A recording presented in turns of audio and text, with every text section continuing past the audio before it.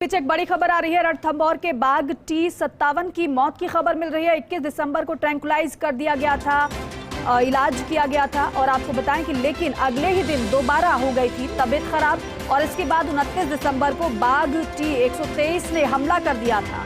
इस हमले में T57 को वो बुरी तरीके से घायल हो गया था। वन विभाग लगातार मॉनिटरिंग कर रहा था, लेकिन आज बाघ T57 की आखिरकार मौत हो गई है। वन्यजीव प्रेमियों में शोक की लहर है। एफडी सेठूराम और डीएफओ संग्राम सिंह पहुंचे हैं मौके पर। पोस्टमार्टम के बाद अंतिम संस्कार किया जाएगा। तो बाघ T57 जिसको ट्रैंकुलाइज किया गया था बुरी तरीके से, क्योंकि वो बाघ के हमले से घायल हुआ था।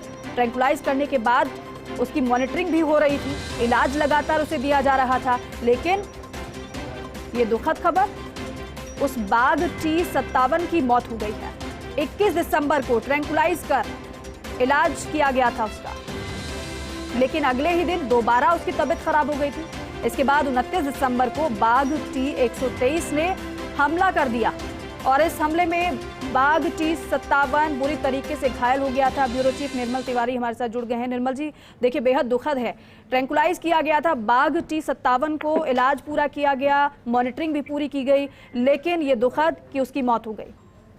बिल्कुल दीपिका, देखिए पूरे वन्यजीव जगत में शोक की लहर है और इसमें थोड़ा सा अगर कहें कि अगर वन विभाग ज्यादा सजग होता शुरुआत में तो ये स्थिति नहीं होती, क्योंकि देखिए 20 दिसंबर को इस बाघ को देखा गया था बहुत बुरी हालत के अंदर जी। इसकी सूचना भी दी गई, लेकिन 20 दिसंबर को सुबह सूचना मिली और शाम तक वन विभाग की डिसीजन ले पाए कि इसको ट्रैंकुलाइज करना चाहिए। आखिर फर्स्ट इंडिया न्यूज ने जब खबर लगाई अगले दिन उस दिन, तो उसके बाद दूसरे दिन 21 दिसंबर को इसको ट्रैंकुलाइज किया गया। देखा इसके आंतों के अंदर इसके सूजन थी और इसके डाइजेस्टिव सिस्टम में बहुत सारी परेशानी देखने को मिली थी। उसके बाद इसको ट्रैंकुलाइज करके इलाज किया गया, लेकिन उसके तुरंत बाद उसको जब वो फिट नजर आया तो उसको जंगल में छोड़ दिया। 22 दिसंबर को इसको जंगल में वापस रिलीज कर दिया था और 29 दिसंबर को 23-24 दिसंबर की अवधि में दोबारा देखा गया कि इसकी हालत वैसी थी और ये जंगल में एक जगह पड़ा नजर आया। ऐसे बुरी हालत के अंदर ऐसा लग रहा था कि चलने फिरने की स्थिति में नहीं है। उसके बाद 29 दिसंबर को बाघ T123 को आसपास घूम रहा था, उसने इसके ऊपर हमला किया और हमले में इसको बुरी तरह घायल कर दिया। अब दिक्कत ये थी वन विभाग के सामने की बार बार किसी बाघ को ट्रैंकुलाइज नहीं कर सकते आप 15-20 दिन की अवधि में, 8-10 दिन की अवधि में इसका खतरा रहता है। यही कारण रहा कि लगातार इसकी मॉनिटरिंग तो की। एफडी खुद सेठूराम यादव जो फील्ड डायरेक्टर खुद इसकी मॉनिटरिंग करते रहे, संग्राम सिंह चौधरी जो कटियार हैं वो खुद लगातार इसकी मॉनिटरिंग करते रहे, जो वहाँ के जो डीएफओ। लेकिन आज आखिर इसने 11 बजे के आसपास इसने दम तोड़ दिया। उसके बाद भी दिक्कत ये हो रही थी दीपिका कि 2 दिन से इसको ये मिल नहीं रहा था, इसको ट्रैकिंग टीम को भी दिखाई नहीं दे रहा था, ये कैमरा ट्रैप में भी नहीं आ रहा था। तो उसके बाद लगातार सेकंड मॉनिटरिंग की गई तो देखा, आज ट्रैकिंग टीम ने देखा कि इसकी वहाँ लाश थी। उसके बाद जब वहाँ पहुंचे अधिकारी तो उन्होंने इस बात की पुष्टि की कि इसकी मौत हो चुकी है, कुछ ही देर में उसका पोस्टमार्टम होगा और इसका अंतिम संस्कार कर दिया जाएगा। लेकिन दुखद बात यह है कि ये 9 साल के आसपास का ये बाघ है और बहुत प्रूवन बाघ था, यानी अभी इसको इसने आधी उम्र पाई थी और ये ऐसी स्थिति में था कि अभी ये बहुत सारे जंगल को, मतलब वन और वन्यजीव जगत को बाघ संरक्षण की दिशा में अपना बहुत अच्छा योगदान देता है ये बाघ, ये आगे जाता। लेकिन दुखद ये रहा कि वन विभाग अगर प्रारंभिक तौर पर अगर सजग रहता तो इस बाघ की मौत होने से उसको बचाया जा सकता। तो बहरहाल इसकी मौत हो चुकी है और वन्यजीव जगत में निश्चित तौर पर शोक की लहर। और देखिए एक वीडियो और फर्स्ट इंडिया न्यूज ने दिखाया था कि किस तरह से बाघिन T19 जो है कृष्णा,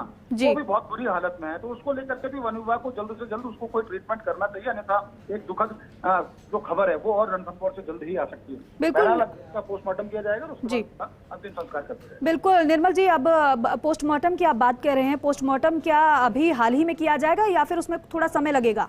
देखिए पोस्टमार्टम के लिए उसको अभी उसकी बॉडी को ले जाने, पोस्टमार्टम आज ही किया जाएगा। एक मेडिकल बोर्ड का गठन कर दिया गया है जिसमें वरिष्ठ चिकित्सक होंगे, जिसमें WII का प्रतिनिधित्व होता है। उस दौर में NTCA के अधिकारी भी जो है उनका प्रतिनिधित्व वहाँ से होता है, उसकी वाइल्ड लाइफ वार्डन का प्रतिनिधित्व भी एक अधिकारी वहाँ करता है। उनकी मौजूदगी में डॉक्टर्स की टीम उसका पोस्टमार्टम करती है। तो उम्मीद तो यही है कुछ ही देर में इसका पोस्टमार्टम किया जाएगा और उसके बाद इसका आज शाम को ही अंतिम संस्कार। निर्मल जी, आपने बताया कि इसे ट्रैंकुलाइज पहले किया गया था और ठीक हो गया था बिल्कुल।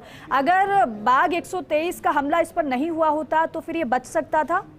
देखिए दीपिका, अच्छा सवाल है ये भी, लेकिन बड़ी बात है कि 21 दिसंबर को उसको ट्रैंकुलाइज किया और 22 दिसंबर को इसको वापस से इसको जंगल में छोड़ दिया था। लेकिन अगले ही दिन यानी 23-24 दिसंबर के जो अगले 2 दिन थे उसमें भी इसको वापस तबियत एकदम से खराब हो गई थी और खराब तबियत के दौर में ही 29 दिसंबर को बाघ T123 ने इसके ऊपर हमला किया और उस हमले में बुरी तरह घायल हो गया। बाघ T123 के कैनाइन इसकी गर्दन पे, इसकी पीठ पर लगे और चूंकि बहुत घायल अवस्था में था और पहले से ही उसकी आंत और इसका डाइजेस्टिव सिस्टम काम नहीं कर रहा था, तो निश्चित तौर पर ये तो दुखद था। ये तय हो गया था कि इसका ज्यादा ये सर्वाइव नहीं कर पाएगा। लेकिन इसकी मॉनिटरिंग लगातार की जा रही थी और आज इसने आखिर दम तोड़ दिया। बिल्कुल बचाने की पूरी कोशिश की गई, लेकिन जख्म बहुत ज्यादा थे, गहरे थे। यही वजह रही कि इतना इलाज करने के बाद भी बाघ T57 ने दम तोड़ दिया, मौत उसकी हो गई। बहुत शुक्रिया आपका जानकारी के लिए, बातचीत के लिए। तो देखिए, यही बाघ 57 जिसकी मौत हुई है, दुखद है बेहद वन्य प्रेमियों के लिए।